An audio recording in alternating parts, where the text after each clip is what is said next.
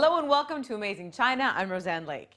In Beijing, there is one place that is described as China's answer to the Left Bank in Paris or Greenwich Village in New York City. Here, Chinese bohemians and vanguards gather to create and display cutting-edge art. Radical attitudes abound in this free and unconquered atmosphere. Welcome to the 798 Art District.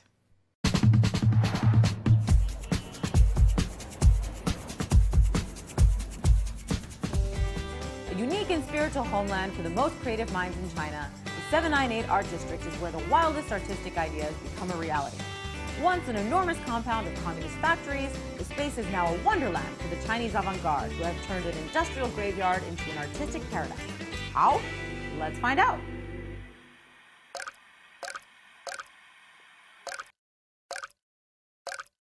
Sooty chimneys, scattered industrial plants, and slogans left behind from the heydays of Chairman Mao.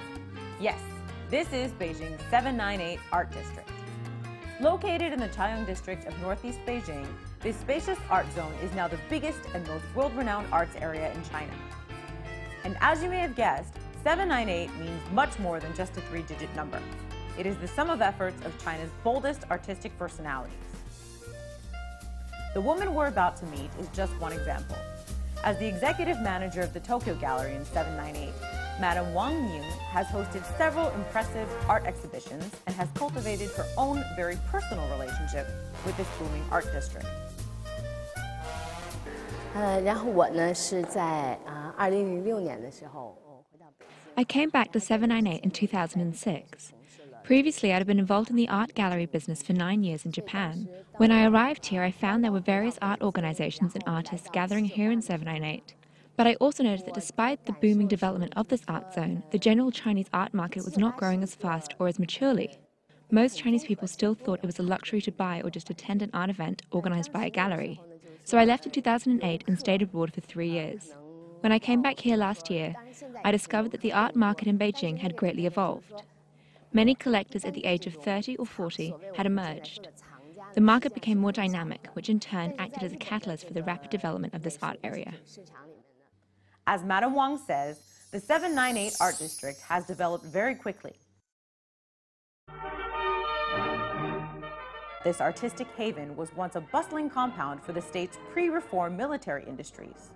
In fact, the uncanny development of this art zone reflects China's dramatic history over the past 50 years.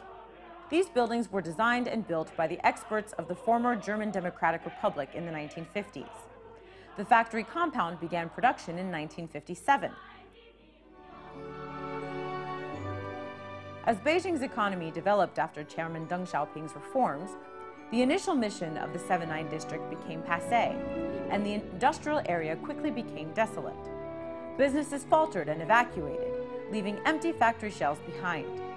Like a graveyard, the place was eerily quiet and dead.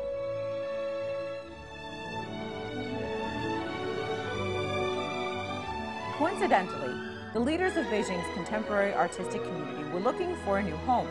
Naturally, these avant-garde artists found the abandoned factory spaces very visually appealing.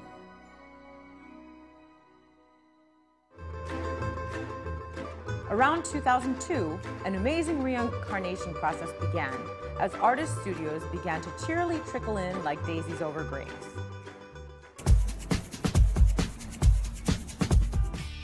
Over time, the space has morphed into a combination of swank galleries, hip studios, pricey design companies, and cozy coffee houses. Nonetheless, from the architecture, which is dominated by boxy constructions and soaring chimneys, we can sense China's path towards development, merging a free, creative spirit with the old, turgid communist style. The 798 district impresses visitors with its odd but harmonious combination of historical and artistic aspects. It provides creative people with an outlet to enthusiastically peruse and pursue their artistic ideals.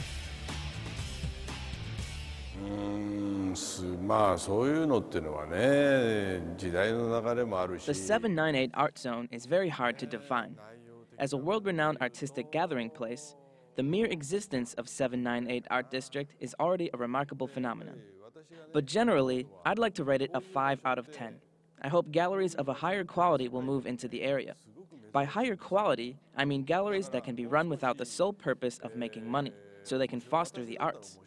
If more galleries focus their business model on art itself and on the future development of the whole district, I believe this area can literally become a creative paradise for artists in China and around the world.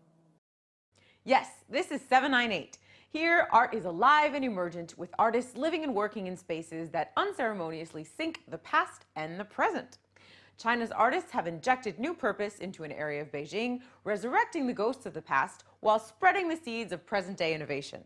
More about the Tokyo Gallery of 798 on our next episode of Amazing China. Until then, I'm Roseanne Lake. See you next time.